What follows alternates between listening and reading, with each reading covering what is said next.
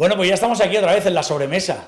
Y además, después de habernos hinchado a comer, pues la sobremesa en este país mola un montón. Yo creo que a mí además me gusta mucho. Ya sabéis que después de una buena comida en una buena mesa, tirarnos tiempo con la gente que aprecias y con la gente que te puede enseñar mucho, la verdad es que a uno le nutre de muchas cosas.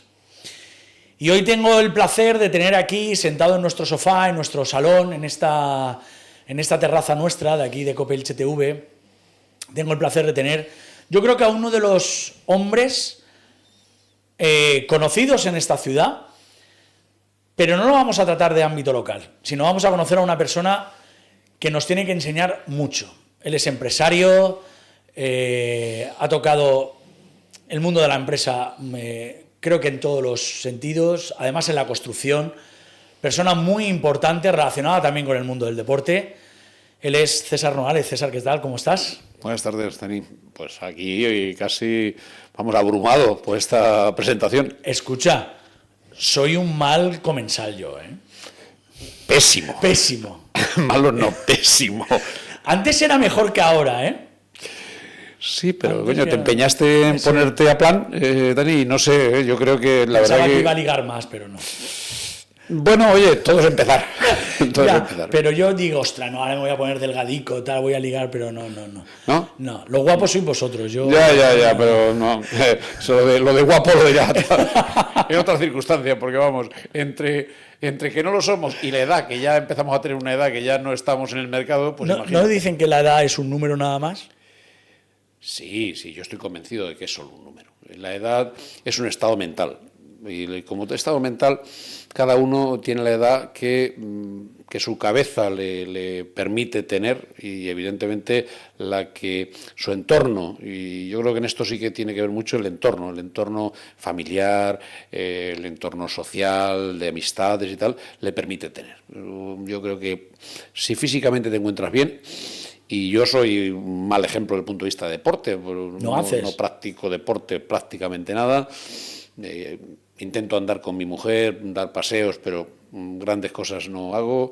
Yo digo que era un magnífico deportista hasta los 24 años y a los 25 empecé a tener responsabilidades de gestión en las empresas y a partir de ahí, de ser buen deportista, pues que quizás eso me permitió mantener un cierto nivel de forma, pues dejé de hacerlo, pero radicalmente. Entonces, no soy un buen ejemplo y no es un ejemplo para nadie, ni quiero que lo sea. Yo creo que hay que hacer deporte, la gente debe disfrutar con ello y bueno, porque evidentemente también la mente se fortalece. Fíjate, que no te guste el deporte, no practicas, pero has estado muy relacionado con el deporte, fíjate, ¿eh?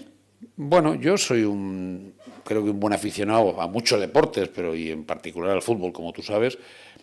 Tuve la fortuna o desgracia. O la desgracia, no sé muy bien qué, de pasar por nuestro Elche Club de Fútbol durante una temporada y echar una mano en lo que humildemente pude y además encantado, ¿eh? O sea, y después he pasado a ser un aficionado, un forofo ilicitano de mi Elche Club de Fútbol. Me intento ir cada vez que puedo. Es verdad que fuera, no suelo acompañar al Elche fuera de casa, pero intento que todos los partidos que juegan en casa acompañarle, animarlo, levantarme y gritar y cantar los goles, cosa que antes cuando estaba en la primera línea no podías hacer y era como una cosa un poco rara, pero vamos, ahora ya sí que me lo puedo permitir. Manchego, y a mucha honra. Yo soy de la guardas las raíces, ¿verdad? O sea, sí, las guardo profundamente, Dani. O sea, además me siento orgulloso. Soy un manchego que me siento quizá más Sancho Panza que Don Quijote. ¿Vale? Pero en cualquier caso soy un manchego. Tengo mi casa, tengo una casa magnífica, afortunadamente, a la cual ya sabes que está invitado. Sí. En mi pueblecito, un pueblo de La Mancha que se llama Sisante, que está pegado a la autovía. Todos los que suben a Madrid desde Alicante pasan por mi pueblo, seguro. Con lo cual, bueno, es un sitio que además no nos resulta pesado ir y cada vez que tenemos oportunidad vamos, quizá menos de lo que nos gustaría, pero vamos. Y es verdad que desde que ya mis padres y mis suegros nos dejaron, al menos en esta vida, pues vamos menos, porque evidentemente entonces teníamos obligaciones, teníamos que estar con ellos y la verdad que viajábamos, yo diría que casi todos los fines de semana. ¿Lo echas de menos? Mucho, mucho. Yo te puedo decir que yo tenía a mi padre, que mi padre murió con 91 años. ¡Ostras! Y mi madre también, 91. Mi madre tuvo la desgracia de quedarse ciega con 80 años. Y claro, con 80 años no eres capaz de adaptarte a nada, ¿no? Pasó en la oscuridad los últimos 11 años de su vida. Ellos nunca quisieron salir de casa. Yo quería traérmelos por aquí en Elche, que estuvieran en mi casa, que estuvieran más cercanos, pero no quisieron salir. Entonces, bueno, tuvimos siempre una persona que estaba con ellos, 24 horas al día. Y mi padre, bueno, yo mi misión, porque además se rompió la cadera y los últimos años de su vida ya no andaba, iba en silla de ruedas. Y mi misión fundamental era llegar el fin de semana y el sábado y el domingo llevarlo por la mañana al hogar del pensionista a tomarse el café con los amigos. Fíjate, ¿eh? Y me pasé, desde que falleció, yo te diría, Dani, que me pasé más de un año, que cada vez que iba a mi pueblo y me despertaba un sábado por la mañana, me levantaba apresuradamente pensando que tenía que llevar a mi padre al hogar. ¿En serio? Sí, sí. Y hasta que me llegaba a lo mejor al baño y decía, bueno, César, ¿dónde vas? Que tu padre ya no está. ¡Qué fuerte! Sí, esas sensaciones son segundos, ¿eh? No es que estuviera, que si no alguien puede pensar que me ha habido la pinza, pero vamos, esos segundos de que te despiertas. Oye, voy a hacer esto, tengo que hacer. Uy, va mi padre. Y dices, ¿dónde vas, tío? Si tu padre ya no está. Oye, ¿los tuyos te dicen que te parecen más a tu padre o a tu madre? Me dirás, tienen una mezcla de los dos. Sí, pero bueno, es verdad que dicen que yo soy el cuarto de una familia de 5 hermanos. Tengo una hermana que es el jamón york del sándwich. Sí, el jamón. Esa es buena definición, ¿eh? Sí, sí. 2 hermanos mayores, mi hermano el mayor, que vive entre Elche y Gandía. Mi segundo hermano, que lamentablemente nos dejó hace un año por un cáncer. Luego mi hermana, luego yo y otro hermano más joven que yo. Y es verdad que todos opinan que el que más se parece a mi padre soy yo, aunque realmente yo creo que mi hermano Pedro Antonio, que es el que nos dejó, yo creo que era absolutamente clavado a él, era mucho más que yo. Pero vamos, por carácter y por muchas cosas, yo diría que estaba más cercano a mi padre. César, ¿tus padres querían que fueras lo que fuiste después? No, mis padres piensan que era un matrimonio muy sencillo. Claro, humilde, ¿verdad? Humilde. Mi padre fue encargado de una cooperativa agrícola durante prácticamente toda su vida. Mi padre se jubiló con 72 años. ¡Ostras! No se quería jubilar. No se estaba a gusto, no se quería jubilar, se encontraba bien físicamente y prácticamente casi le empujaron, ¿no? para que lo dejase, y porque ya evidentemente las fuerzas también no le dejaban de acompañar. Personas muy humildes, una familia muy, muy humilde. No puedo decir que en mi casa nunca faltase nada, pero nunca sobró nada. Claro. Y bueno, a lo que máximo que aspiraban mis padres, pues a que fuéramos gente normal, de provecho, claro, trabajadores, que tuviéramos un buen trabajo, sin definir muy bien qué, porque mis padres no pudieron estudiar. Mi padre empezó a trabajar cuando tenía 7 años. Claro. Y bueno, aspiraban a eso. O sea, con lo cual cualquier logro que teníamos a nivel de cualquiera de mis hermanos o mío, para ellos era un orgullo, ¿no? Era algo que ni en sus mejores sueños hubiesen podido pensar. ¿Te acuerdas del César pequeño? El César que salía del colegio, iba a jugar al fútbol con los amigos. ¿Pensaba en algún momento ser empresario y además de éxito? No, en absoluto. Yo creo que en ese momento hablamos de épocas en las cuales en un pueblecito de La Mancha, imagínate, ¿no? O sea, prácticamente estábamos sin ningún tipo de expectativa especial, salvo lo de disfrutar del momento, de educarnos y crearnos en los modelos de educación de entonces, que yo los añoro muchísimo. Ahora te preguntaré por eso. Añoro muchísimo, muchísimo. Yo creo que el efecto péndulo, que para casi todas las cosas es pernicioso, nos está haciendo que llevemos la educación de nuestros hijos y de nuestras nuevas generaciones a lugares en donde yo tengo serias dudas de que sea lo adecuado. Pero lo dejo ahí. La verdad, mira, me mola ese tema. Porque además es un tema candente.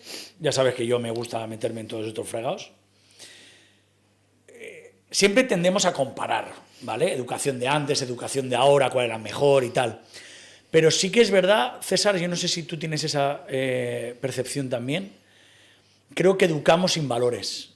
Creo que ahora los valores que en antaño, por ejemplo, tus padres te trasladaban a ti, la educación de aquel momento te indicaban lo que tenías que hacer. Yo vengo de la EGB, te decían lo que tenías que hacer, el valor del esfuerzo, el valor del sacrificio, el valor de que tienes que esforzarte para llegar. Ahora vivimos en una sociedad, para mi entender, que es una sociedad que la hemos sobreprotegido demasiado y les estamos metiendo unas cosas en la cabeza que no tienen absolutamente nada que ver con la realidad, porque luego se encuentran con la realidad también, ¿eh? Sí, Dani, es realmente, vamos, yo lo que estás diciendo lo comparto al 100%. Yo creo que hoy en día nos hemos olvidado, en cierto modo, de que la educación como tal se imparte en las familias y se imparte solo con una cosa, que es el ejemplo. El ejemplo, que una familia, a un niño acaba haciendo lo que ve en su casa normalmente. Sí, sí, sí. Evidentemente hay casos de todo tipo, que evidentemente, mira, nosotros somos 5 hermanos y cada uno hemos salido de una que luego los factores son... Pero el tronco de la educación es común. O sea, te decía antes de empezar la entrevista de esos 3 palabras mágicas que yo he intentado, que me las decían mis padres y yo les he trasladado a mis hijos también, que son, oye, el por favor, el gracias y pedir perdón. Es que yo creo que esto es tan simple y tan sencillo y te lleva a tantos lugares y a ganarte el respeto de muchísima gente, que yo no entiendo por qué ahora estas nuevas generaciones no lo aplican. No lo aplican. Yo lo que veo es que en general, estas nuevas generaciones, en mi opinión, más débiles, como bien has dicho tú, creo que están en un momento en el cual solamente les vale el yo. Yo a mi gente, a mi hija, que está conmigo en las empresas, a mi hijo, que está en su despacho en Madrid, en arquitectura, les digo, por favor, utilizar mucho el nosotros. O sea, cuando tú te pongas a hablar con cualquiera y tengas que defender las cosas que de la empresa o tal, siempre habla de nosotros. Porque tú sola no vales para nada, o yo solo no valgo para nada. Yo he sido lo que he sido y soy lo que soy gracias a los que tengo alrededor. Si no, no sería nada. Es que es así. Si no, no sería nada. Es que la gente que tienes alrededor es igual de importante que tú. Incluso más. O más. O más, sí, o sí, más. sí, sí. Porque verdad. son los que te empujan hacia arriba. Si de verdad eres capaz de que sean de verdad tu equipo, son los que te ayudan a triunfar. Esos son los que de verdad te ayudan. Pero es que, César, hoy en día, yo no sé si... Y además, no quiero generalizar tampoco, porque no es general, pero hay una gran mayoría de que no quieren crecer ellos mismos. Si es que el problema es que no te quieren ayudar a crecer a ti, es que no quieren crecer ellos mismos. Yo, fíjate, lo que creo, Dani, sobre todo es que hay una falta de ambición importante. Claro. La ambición bien entendida, o sea, porque es que hay veces que pensamos que la palabra ambición tiene que estar relacionada con algo pernicioso. No, todo lo contrario. Cualquier cosa es ambiciosa. Cualquier cosa tiene que estar alentada por la ambición. Antes, pues oye, yo me hice mi novia en mi pueblo, tal. ¿Tu ambición cuál era? Joder, llegar a comprarte un pisito, casarte, tener hijos, esa ambición de estar mejor, de poder... Oye, te ambicionabas, pues si había un amigo tuyo que se podía ir de vacaciones, porque yo nunca supe lo que era irse de vacaciones a una playa. Mis padres nunca supieron lo que era coger unas vacaciones, nunca. Y yo, dice, ¿echaste de menos? Bueno, pues no. Pues no, porque no estabas acostumbrado a eso. Claro. O sea, joder, no pasa nada. O sea, pero ¿qué ocurre? Que ahora es que lo del yo, es que no tenemos derecho nosotros. Digo, sí, todos tenemos derecho a todo. Pero es que hay que ganárselo, hay que trabajarlo, hay que luchar las cosas, hay que esforzarse y evidentemente hay que contribuir a la sociedad, joder, para que la sociedad te devuelva eso que tú aportas. Pero es que lo que no puede ser es que tengamos una lista de derechos interminable y que el listado de obligaciones cada vez sea menor, más pequeñito, más reducido y nos vayamos hasta olvidando de él. Tú fíjate, César, te voy a poner dos casos, a mí me cabrea mucho. Va unido con la sociedad de hoy en día y con el mundo empresarial. Recientemente leía, uno en La Sexta, que lo sacaban, que el gobierno ha puesto unas líneas de cuándo empiezas a ser rico, que es cobrando a partir de los 1.800 euros. Bueno. Y la otra, lo sacaba el diario El Mundo, 7 de cada 10 personas que trabajan, hablamos de personas activas, quieren ser funcionarios. Eso es terrible. Eso es triste para mí. Terrible, triste, le podemos poner muchos calificativos. Eso es terrible. ¿Por qué? Porque nos hemos acomodado. O sea, la sociedad en general se ha acomodado. Falta la ambición que mencionábamos antes. O sea, la gente vive sin esa ambición y contra la ley del mínimo esfuerzo. ¿Pero y por qué? Porque sí, porque hoy, mira, yo recuerdo que fui hace relativamente poco tiempo a una presentación de estas charlas de coaching y de tal, y hablaban de encuestas que se habían realizado en diferentes años sobre, por diferentes temas, ¿no? Y en concreto hubo uno que me llamó la atención, que era la escala de preferencias de la gente, las personas entre 20 y 50 años, que pusieron por orden de valor o de importancia para ellos las cosas de la vida, ¿no? Sí. Bueno, y lo que ocurría hace 30, 40 años es que en las 2, 3 primeras posiciones siempre aparecían familia y trabajo. El pilar. Y hoy no aparecen. Hoy no aparecen. Ni en las 10 primeras. ¿En serio? En serio. Entonces, dices, narices, es que estamos, ¿cómo diría yo?, atacando a la familia permanentemente, que es el pilar fundamental de la sociedad, ha sido la familia. Yo, de verdad, cuando pienso en la pandemia, por ejemplo, digo, si no hubiese habido familia, si la estructura societal de la sociedad como la conocemos no hubiera estado compuesto de familias, no hubiese habido lugares donde refugiarse, donde un hermano, donde poder tal, yo creo que hubiese habido tiros en la calle. Tal cual, ¿eh?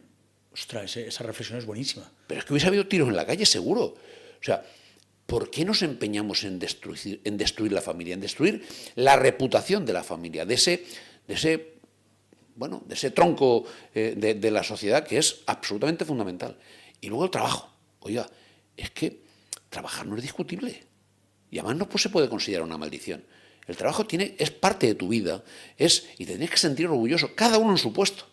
Oye, yo no... Sí, hay para todo. Sí, que sí. El señor que está barriendo las calles me parece tan respetuoso como el señor que está en una oficina o el ejecutivo. Oye, cada uno ocupa un eslabón de la estructura societaria, que todos son necesarios. Claro, pero es que es necesario. Entonces, esta mañana yo he ido a una presentación sobre los retos de la economía valenciana que daba GESEM en Neumáticos Soledad. Me llamo Laura y yo cuando me llama Laura, pues nos acercamos, evidentemente, ¿no? Claro, y claro, una de las cosas, de los problemas básicos que tiene la sociedad, hablando en este caso de la Comunidad Valenciana, pero que yo creo que es general, no es un tema de la Comunidad Valenciana, es la productividad y la competitividad.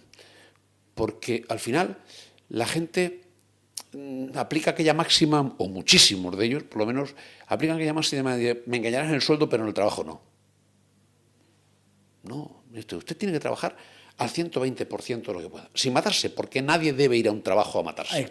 Tienen que disfrutar de lo que están Tienen que disfrutar de lo que hacen. Y evidentemente, si tu jefe, si yo en este caso, que soy empresario y que tengo gente a mi cargo, si yo no te respondo, tienes que venir a hablar conmigo y decirme, oye, esto no funciona, así es que aquí te quedas. Que tiene que haber libertad plena para marcharse y para donde haga falta. Hoy el trabajador tiene libertad absoluta para decir mañana, hoy mismo, a las 7 de la tarde, me voy. Chaval, mañana no vengo. O a las 10 de la mañana cruzarse el cable y decir, ya no continúo. Y no pasa nada. El empresario no tiene derecho a que le digan, a que le indemnicen, a que tal. Que yo también entiendo que tiene que haber un cierto nivel de protección laboral, ¿eh? O sea, partiendo de esa base, no es que yo esté de acuerdo con el despido libre ni nada por el estilo. Pero claro, hay que entender que, eso es así. Entonces, vuélcate, hazlo con el mayor nivel de responsabilidad. Insisto, sin matarse. Hoy en día, afortunadamente, la tecnología, las nuevas tecnologías, la revolución industrial con todo lo que ello ha conllevado, ¿qué tal? Ha hecho que el esfuerzo físico como tal haya pasado a un puesto último dentro del trabajo. Entonces, uno tiene que simplemente, tomar interés, hacerlo con la máxima responsabilidad e intentar hacerlo lo mejor posible. Y con eso mejoraremos productividad, mejoraremos... Claro, tenemos un problema terrible con el absentismo laboral. Terrible. Pero terrible. Terrible. O sea, yo estoy en la junta directiva de la Mutuamat y cada 6 meses nos reunimos y tal, y nos vienen a dar datos. El último dato que nos dieron, y sigue creciendo, está en que más o menos en el entorno de 1.400.000 personas en España de forma permanente están de baja. 1.400.000 personas. Sí, señor. ¡Buf!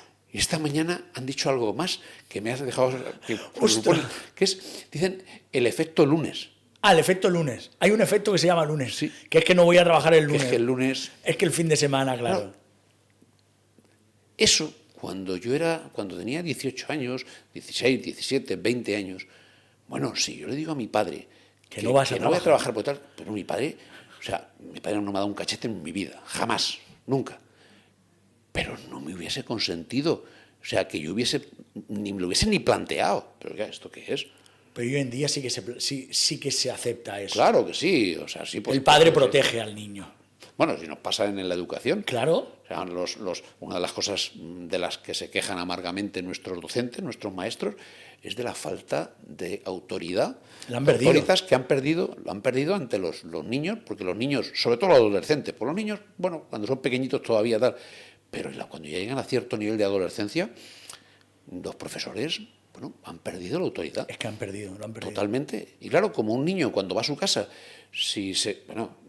no se me ocurriría ir a mi casa a decirle a mi padre que el profesor tal me había castigado. ¿Cómo? ¿Que te ha castigado? Bueno, pues ya tienes un problema. Tenías un problema, de no salir, de no sé cuánto. Hoy no. Hoy el padre va a pedirle explicación al maestro de por qué ha castigado a su hijo. Hombre, por Dios.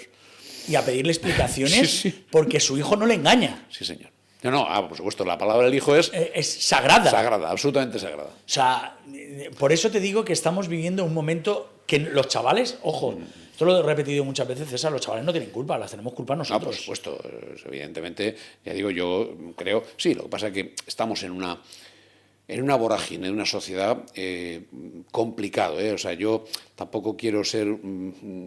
¿Cómo te diría yo? Agorero. Agorero, decir, oye, que todos los problemas y todos tenemos la culpa, los padres que no hacemos las cosas bien, es que es difícil, O sea, hay que reconocer que es difícil, O sea, yo veo ahora gente, yo ya he cumplido 61 años, pero veo gente con 40, 45, que tienen hijos y que educarlos es muy complicado. No, están separados o viven... Es que ha cambiado mucho también. Ha cambiado. O sea, ahora lo educan más los abuelos, más que los padres. también. Sí, es cierto.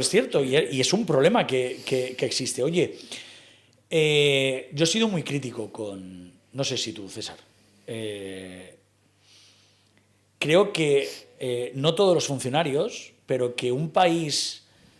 Pues yo creo que esto ya es el mensaje político, ¿vale?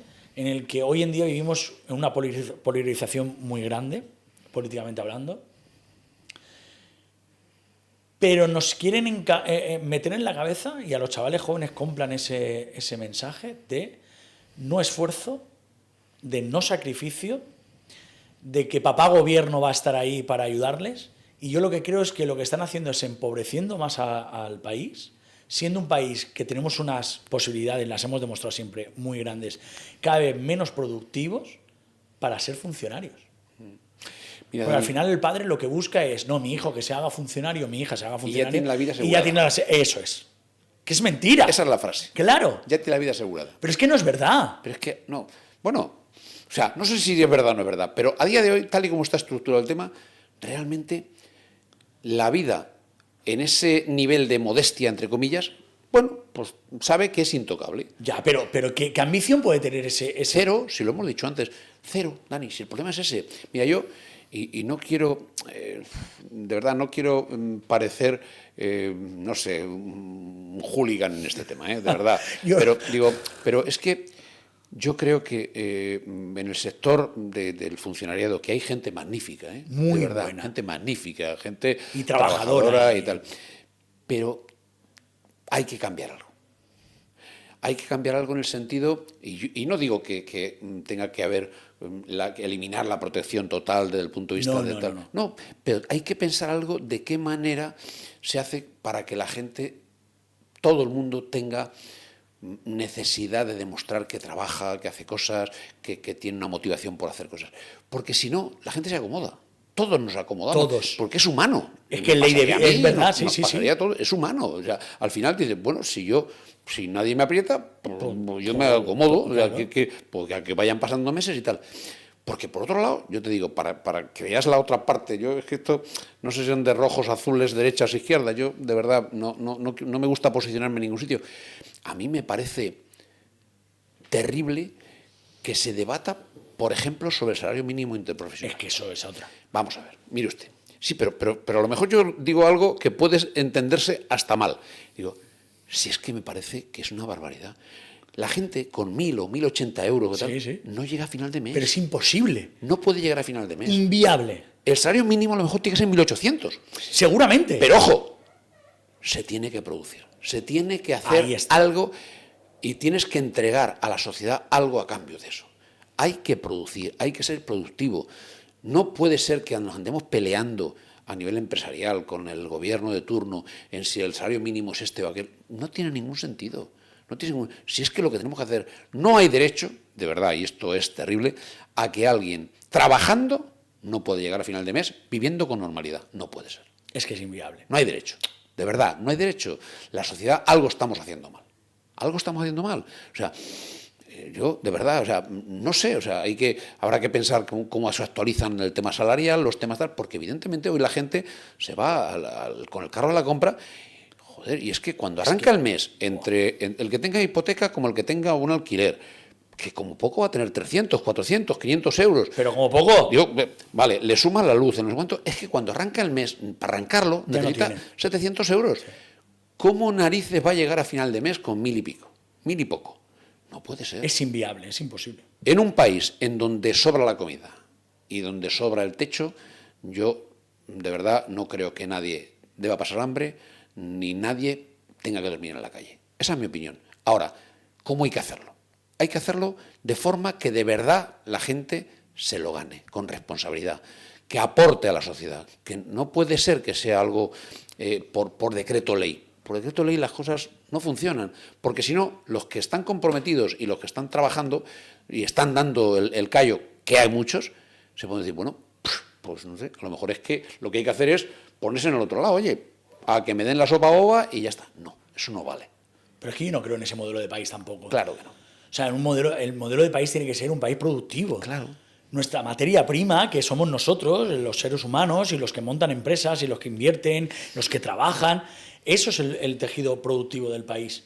Si no lo cuidamos, esto salta. Sí. Luego nos llenamos la boca de, mira, Estados Unidos con Silicon Valley y tal, que hay chavales que facturan 16 millones de dólares con 20 años y tal, claro, pero es un país dedicado a eso.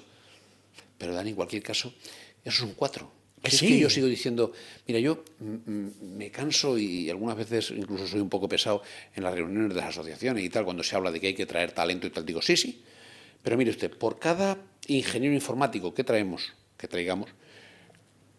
necesitamos 100 de otras profesiones que den confortabilidad a que el ingeniero informático quiera estar aquí. Claro.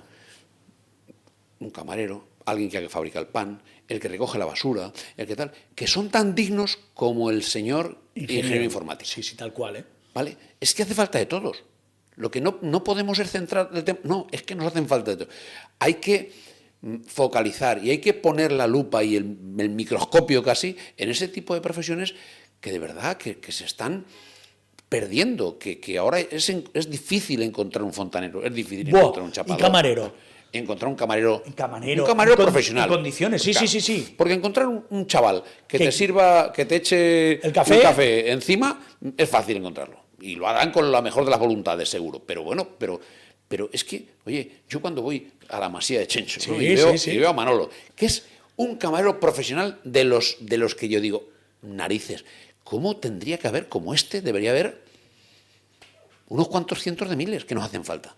Entonces, digo, oiga, que es digno, que es no digno, digno, necesario y utilísimo que tengamos todas esas profesiones. O sea, tenemos, pero claro, hace falta que la gente demuestre que quiere trabajar, que se quiera comprometer, que se quiera implicar, que quiera, oye, que cuando ve que las cosas no van bien en una empresa o algo va mal, que participe y que participen en la solución del problema. No que diga, esto el jefe es un problema suyo. No, eso no puede ser. Es problema de todos. Sí. La gente se piensa muchas veces, César, no sé si tienes esa perspectiva también y que te haya pasado dentro de las empresas, que muchas veces, como estamos hoy en día, los trabajadores piensan que ellos cobran al final de mes y no pasa nada.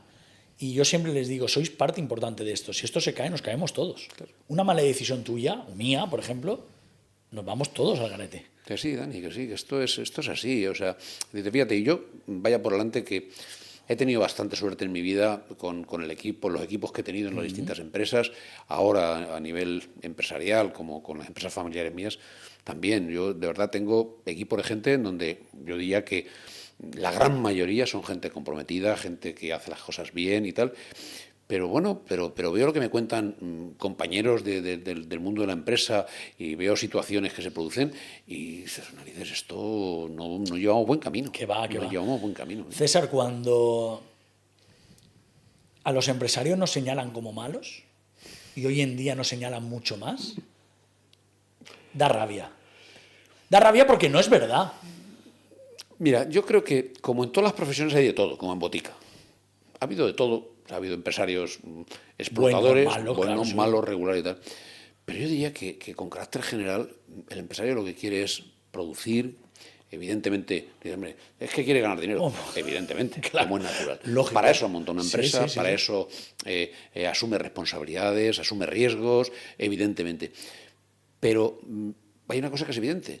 Si no tiene a sus colaboradores y a sus empleados que hacen las cosas y las hacen bien, evidentemente la vida del empresario está liquidada. Te quiero decir, un empresario que se precie hoy en día debe ser un empresario comprometido, que cuide a su gente, que los tenga en condiciones, que cuide el clima laboral, que cuide de la gente a nivel de salud, a nivel de prevención de riesgos laborales, que tenga realmente que esté comprometido con el equipo, porque al fin y al cabo, como decíamos antes, son los que te van a ayudar a que la empresa funcione. O sea, aquí cada uno ocupa su parte del engranaje. El empresario puede ser el visionario, el que dice, por aquí tenemos que seguir, por aquí tal. Pero luego tiene que haber todos los otros que empiecen a remar, claro, y que empiecen a dar pedaladas, que hay de todo. Pero ¿Y por qué no señalan? Bueno, porque es lo sencillo. Al final, la sociedad en general tenemos la tendencia a querer encontrar culpables de todo, ¿no? Más fácil, en España, eso es verdad. Es fácil intentar encontrar que, oye, cuando tú tienes un problema o cuando las cosas no te van bien o tal, pues siempre tiene que haber un culpable. Bueno, y lo fácil es acabar echándole la culpa al empresario. Yo creo que tampoco es un tema general. Yo creo que, de verdad, cada día las empresas están transformando más.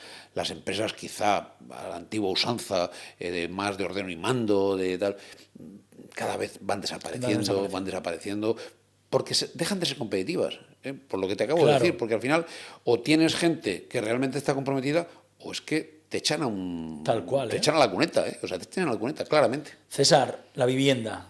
Tú que también entiendes mucho de vivienda, ¿qué le pasa a la vivienda en España?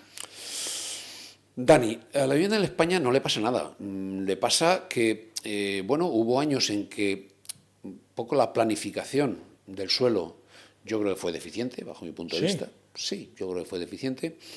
Se hicieron cosas, quizá, en mi opinión, mal hechas.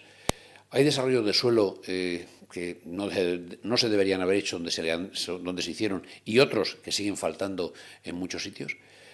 Hay que buscar que dentro del libre comercio, o sea, yo hago viviendas, compro un solarcito, lo construyo, lo vendo y tal, pero tenemos que ser conscientes de que la gente tiene que tener la capacidad de comprarla o de arrendarla en su caso, ¿no? Sí.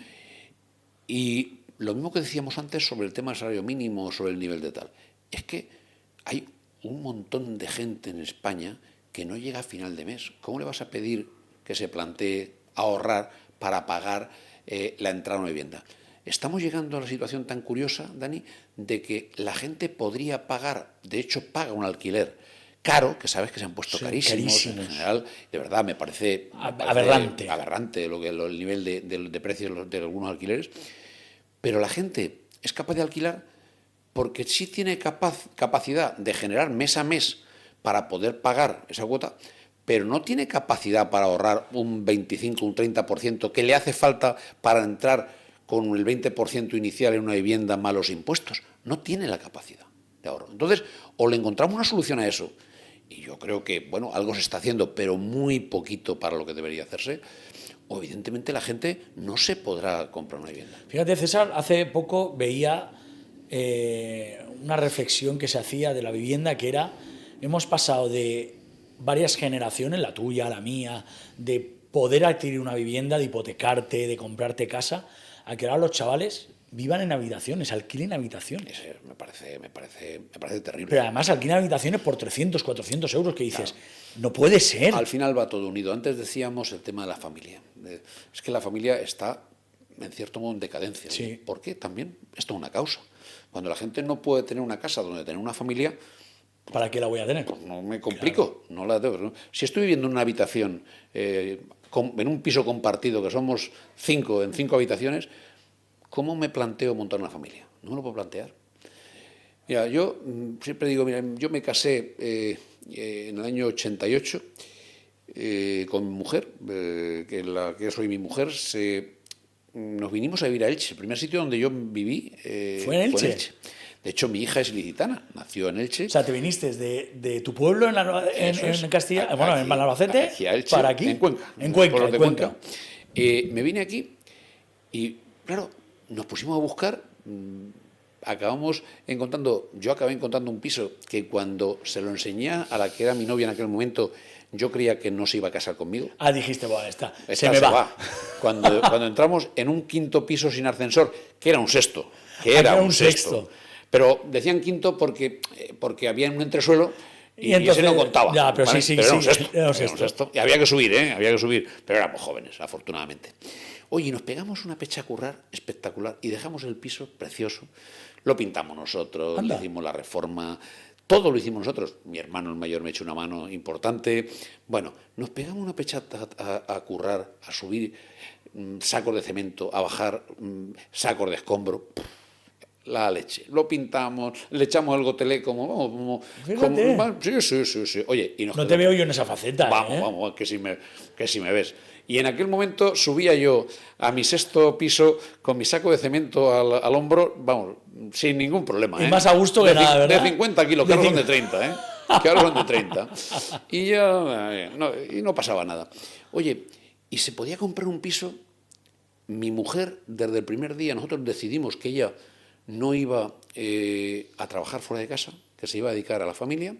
Ella era carnicera en mi pueblo, se vino conmigo cuando nos casamos, y solo con mi sueldo, y yo era comercial, en aquel momento estaba de comercial para más señas de don Pedro Mora, de Moraval. Sí. Y cuando nos vinimos, solo con mi sueldo, pues podíamos vivir. Se podía vivir. Yo pagaba de letra 34.720 pesetas. Son unos 200 euros. Más o menos. Sí. Bueno, pues tú piensas que estamos hablando de que... Y pagábamos el 16% de interés. El 16. Sí.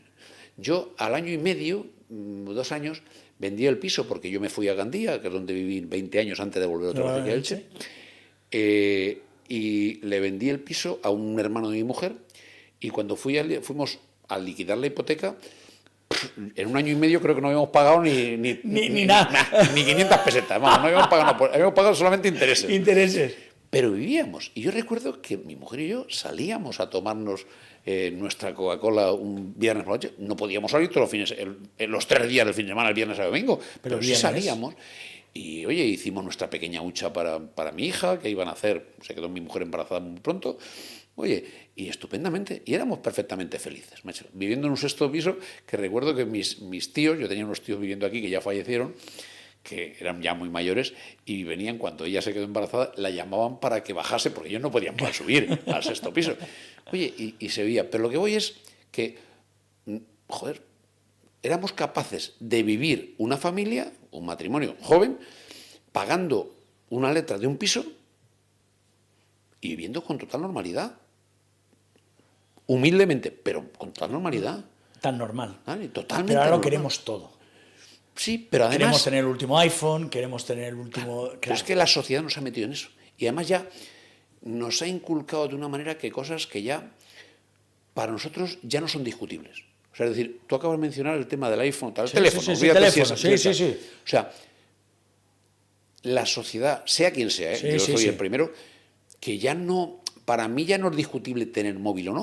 O sea, cuando nacieron los móviles, Claro. te planteabas, ¿me compro móvil? ¿No me compro No. móvil? No. Ahora Hoy no. O sea, tú ahora el móvil se te cae y se te rompe Y vas corriendo y a sales comprarte. corriendo a una tienda para comprar tu móvil. Tal cual, es así, ¿eh? ¿Vale? Esto no es discutible. Sí, no. ¿Vale? Y como eso, muchas cosas. Entonces, al final, todo va sumando. Tú al final sumas el móvil, pues joder, es que Internet. Internet. Claro, Internet te pasa lo mismo. Claro, la tarifa plana del Internet Sí. y tal, que sí, que se ha mejorado muchísimo porque eso las tarifas han mejorado. Sí. Pero ahí está. Está. Al final son Es un 20 gasto euros, más. 20 euros de aquí, 30 de allá, 50 del otro lado. Oye, es que resulta que como me gusta el fútbol, oye, pues voy a poner una plataforma de televisión Eso es, para sí, comprar. sí. Bueno, otros 20 euros o 30 euros o tal. Tú vas sumando, le sumas la energía que ya se ha ido Ya a, está, ni se eso. sabe, la luz, y le pones un alquiler o una hipoteca y dices, es que no puede ser. O trabajan los dos o es imposible. ¿Qué ocurre? Que como trabajan los dos, ya es complicado tener hijos, ya se complica todo. Todo se complica una barbaridad. Todo ¿eh? se complica. Porque hay que entenderlo. Porque, oye, es que tienen que empezar a hacer cálculos. Y, oye, si mi mujer se queda embarazada, como la echen o como se quede sin trabajo, un niño me empieza a hacer la cuenta de la leche, Y de dice, no sé cuánto, y no me sale la cuenta. No sale. No, niños no. Y además olvídate. se prefiere estar uno solo, o sea, en pareja, que ya tener hijos. Sí. Se prefiere muchas veces más eso que De hecho, otra cosa. tenemos un problema gravísimo con la pirámide Sí. la pirámide de edad de la población, la pirámide poblacional. Tenemos un terrible problema. Somos o sea, una cuando, población mayor, ¿eh? cuando se empiecen a jubilar los del baby boom, al cual yo me pertenezco, bueno, pues no sé, yo creo que no va a haber arcas para que paguen tanta pensión. Es que ese es un problema que puede venir, ¿eh? Que las arcas públicas no aguanten todo, no lo aguanten. Esta pregunta es complicada. ¿eh? Hoy, por favor, sencillas. ¿Empresa? ¿Tus empresas, las que has creado a lo largo de tu vida? ¿O el Elche? Bueno, son incompatibles, narices. No me pidas que De lo haga- que más te ha gustado. Vamos a ver, mi paso por el Elche fue en un momento muy complicado, ¿eh? No es agradable que la gente te vea como alguien que justamente lo contrario a lo que realmente éramos. O sea, ayer éramos unos cuantos que, y yo voy a hablar por mí, Sí, porque sí, no sí, voy a sí, hablar sí. por otro, que fuimos a intentar echar una mano cuando el señor Anguís nos hizo el pagretrucho y nos bajaron a segunda división y luego nos querían bajar a segunda B y dijimos, bueno, vamos para allá y somos capaces de que esto no se hunda. El concurso estaba presentado y claro, éramos como el enemigo público número uno. Entonces, la gente te insultaba, te decían cosas que no son agradables. O sea, ¿qué sentido tiene? Yo, de verdad, yo llegué aquí en el año 2008 y, joder, me puedo considerar que era aficionado del Barça y hoy, para mí, mi primer equipo es el Elche, claramente. O sea, tú me dices, es que el Barça ha perdido, digo, bueno, vale. bien, pero yo el Elche lo siento como mío, lo siento como parte mía y tal. Evidentemente, las empresas son mi vida. Espero que sea la vida de mis hijos, Claro. que puedan, y de mis nietos. Evidentemente, yo tomé la decisión de salir de mi entre comillas, estado de confort de director general del Grupo Los Serranos Sí. y de IFAS aquí en España, del grupo francés, que la verdad que cuando salgo del grupo es como para pensárselo, decir, oye, Hombre. a lo que estoy renunciando, madre mía, estás mal de la cabeza y tal. Aquí arriba, ¿eh? Sí. O sea, de una de las empresas más importantes. Y te entra el vértigo. Yo te aseguro que te pasas unos cuantos meses pensando, me equivoco. ¿Y por qué te fuiste? Esto no sé si debería contar. No sé, tú es cuenta igual, lo que tú quieras. Te lo voy a contar, ningún problema. Mi hija, en el año 2018 o 17 se casa. Se queda embarazada, nace mi nieto y cuando mi nieto tenía prácticamente un año, que era el verano del 2019, en agosto del 2019, le diagnostican trastorno del espectro autista. Mi hija, que en aquel momento me estaba llevando la empresa familiar, Sí. yo, pues me entró un vértigo. Yo estaba trabajando en Los Serranos, en IFAS, con mis responsabilidades, y pensé que mi hija necesitaba mi ayuda, que no iba a poderle dedicar el tiempo que necesitaba su hijo de ella, y que evidentemente se lo tendría que quitar a las empresas si fuera necesario, y por lo tanto yo creía que iba a necesitar ayuda, mucha más de la que realmente ha necesitado, porque debo decir que mi nieto va a cumplir 7 años, va estupendamente, oye, y encantado, y yo creo que cuando se haga adulto pues siempre será autista, porque eso no es algo que se vaya a curar, pero yo creo que será autosuficiente. Pero fue esta la decisión. O sea, y yo tomé la decisión en el año 2019, en verano de 2019, en septiembre lo comuniqué, lo debatimos, me intentaron convencer de que me fuera, y al final, ya cuando estábamos todos convencidos de que ya íbamos a poner fecha, pues llegó la pandemia del 2020 y acabé saliendo en julio del 2020. Y salí. Y te digo de verdad, salvo los primeros 6 meses, que yo te aseguro Lo pasaste mal, ¿verdad? que yo todas las noches me acostaba y decía, César, como una regadera, pero tú, chaval, es que además hay una cosa que hay que asumir, que uno es lo que es también sobre todo y fundamentalmente por lo que representa. Uno es lo que es por sí mismo y por lo que representa. Macho, mañana deja de ser consejero delegado del grupo y de no sé cuánto. Bueno, y mucha gente de la que te llamaba de forma habitual te deja de llamar. Sí, tal cual. Pero porque es normal, ¿eh? O sea, Es lógico, es normal. Es normal, o sea, yo es que no lo veo al principio, es verdad que te causa un poco la extrañeza joder, de recibir, me lo voy a inventar, 150 llamadas al día, pasas a recibir 20. No, y de tener chofer, tenías chofer y todo, claro. Oye, entonces dices, narices, ¿esto qué es? Bueno, pues yo te digo, pasados esos 6 primeros meses de vértigo, de que, oye, hasta que desde el mes de julio que yo salgo hasta Navidad, ¿no? Esos meses, yo después te digo, estoy pasando el mejor momento a nivel personal y familiar de mi vida. Fíjate. Porque estoy muy cerca de mi familia, los tengo a mi alrededor, ellos funcionan, yo veo que van a ser absolutamente capaces de llevar las cosas adelante con total normalidad. Las cosas están, pues oye, si te dijera que todas las cosas van bien, sería mentira. Hay cosas que van bien, otras que van mejor, otras que van peor. Pero bueno, yo soy de los que aplica la media aritmética. Y oye, si la media aritmética está por encima de 0, pues es que la cosa continúa. Fíjate, y estamos ya a punto de terminar, César. Hemos vuelto al principio, la familia. Sí. Es la familia, ¿eh? Pero es que lo es todo, Dani. Yo tengo, afortunadamente, debo decir, tengo una familia maravillosa. Y mi mujer, yo me casé, como te he dicho, en el año 88. Y pues fíjate la cantidad de años que llevo ya casado. Pues tampoco tantos, ¿eh? Bueno, unos cuantos. Yo ya celebré hace unos cuantos mi boda de plata, que del momento del que recuerdo, momentos magníficos, mucho mejores de los que cuando me casé. Claro. Porque cuando te casas la primera vez... No eres consciente, ¿verdad? ¿verdad? No, y aparte de que la boda es la boda de tus padres y tus suegros. Claro. ¿no? Son las que organizan ellos, ¿no? Pero cuando organizan una boda de plata, son tus bodas. Es tu boda, es tu tal. Mis hijos fueron de padrinos, mi hijo y mi hija. Y dice, bueno, y fue la verdad que divertidísimo.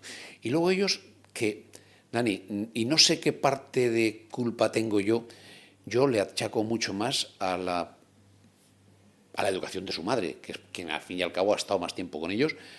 Yo me siento orgulloso de mis hijos, me han salido normales, muy normales, yo digo, trabajadores, buena gente, y que donde van son capaces de crear entornos en donde la gente los quiere. Y yo con eso ya me doy por satisfecho. ¿Te gustaría volver a tu pueblo? ¿Dejarías Elche para irte a tu pueblo? No. No. ¿Al 100% no? No. Ni yo ni mi mujer. Y tenemos una casa que, repito, que estás invitado, que te vengas un día, que además estarás a comer. Encantado. Bueno, comer ya sé que comer no, porque tú comer no comes. Pero bueno, y es una casa muy cómoda, entiendo. Para nosotros es como la casa familiar, porque mi hijo está en Madrid, nosotros estamos en Elche, entonces es el punto de encuentro intermedio, ¿no? Ahora en Semana Santa nos iremos para allá. Y te digo, y mi pueblo, Bueno, cuando yo tengo que explicar cómo es mi pueblo, digo, mira, mi pueblo, para que te hagas una idea, si en un mes de febrero, a las 6:30 de la tarde, te da un mareo en la calle, o sea, date por jodido. O sea, ahí olvídate. te mueres, te va a recoger el basurero cuando pase por la Bueno, mañana. O eso sea, es. ahí te mueres. Con lo cual, esto es lo que es mi pueblo, ¿no? Entonces, cuando vas allí, dices, te preguntan, bueno, ¿y qué hacen en tu pueblo? Digo, nada. ¿Pero para algo? No. Quedo con mis cuñados, nos vamos a almorzar, tomamos un café, salimos, compro el periódico, leo, me voy al campo, doy una vuelta, nada, salimos a cenar. ¿Qué haces?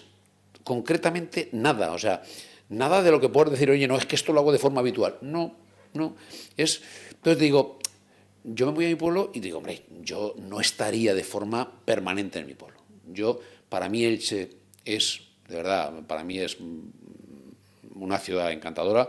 Afortunadamente tengo la suerte de conocer muchísima gente aquí en Elche, mucha gente que me conoce, a mucha gente a la que le tengo mucho cariño y yo creo que a mucha gente me tiene cariño y eso, mi mujer se encuentra a gusto, mi hija, yo ya digo que la conocen a ella más que a mí y por lo tanto para mí Elche es el lugar donde han nacido mis dos nietos, el mayor y el segundo, el pequeño, que evidentemente mi hija, o sea, tú le dices a mi hija que deje de ver la procesión del Domingo de Ramos Y no lo hace. y no lo hace. Claro. O sea, yo me voy a mi pueblo y voy allí porque además pertenezco a la cofradía de la Borriquilla, iremos, no sé qué, para sacar el tal. Pero tu hija ni de Pero coña. mi hija, ni de coña, Dani. Pero nada. Mi hija se coge el domingo, sale con sus hijos con las palmas.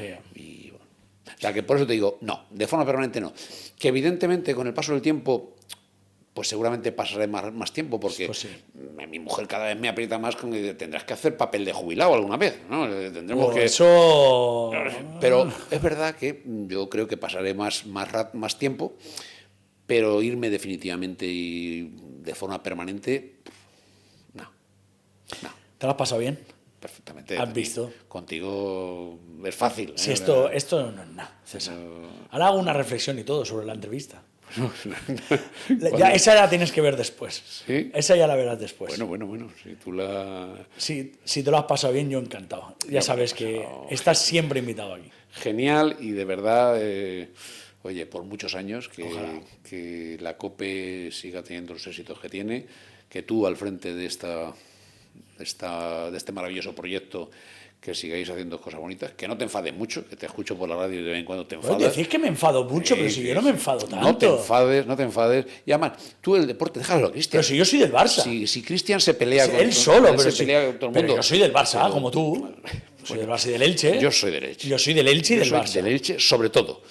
Tú me dices, oye, entre el Barça y el Madrid, ¿quién prefieres que gane? Joder, El Barça, pero de calle, ¿eh? Claro, pero esto, mira, esto es lo que tenemos la gente que hemos nacido y vivido, la juventud, en lugares donde no había un equipo de referencia. Claro. O sea, en Cuenca, allí no había Ahí un no hay equipo de nada. referencia. Entonces, mi hermano el mayor se fue a Barcelona y estuvo en Barcelona. Y un poco, él es el que nos trajo la afición al Barça. Fíjate. Claro, porque mi padre era del Athletic Bilbao, ¿eh? Era del Mi Athletic padre era del Bilbao. Athletic, porque en España, en aquellas épocas, la gente era del Athletic, del Madrid o del Barça. Pero el Athletic estaba, Athletic ¿eh? estaba, sí, Y la sí, gente mayor y sobre todo la gente, ¿cómo te digo yo? La gente más rebelde Era del Atlético. era del Athletic. O sea, mi padre era de los rebeldes, ¿eh? Entonces, Mi padre era de los rebeldes, era de los recios. César, un abrazo muy grande. Igualmente, Dani, y muchísimas gracias, pues a vuestra disposición siempre.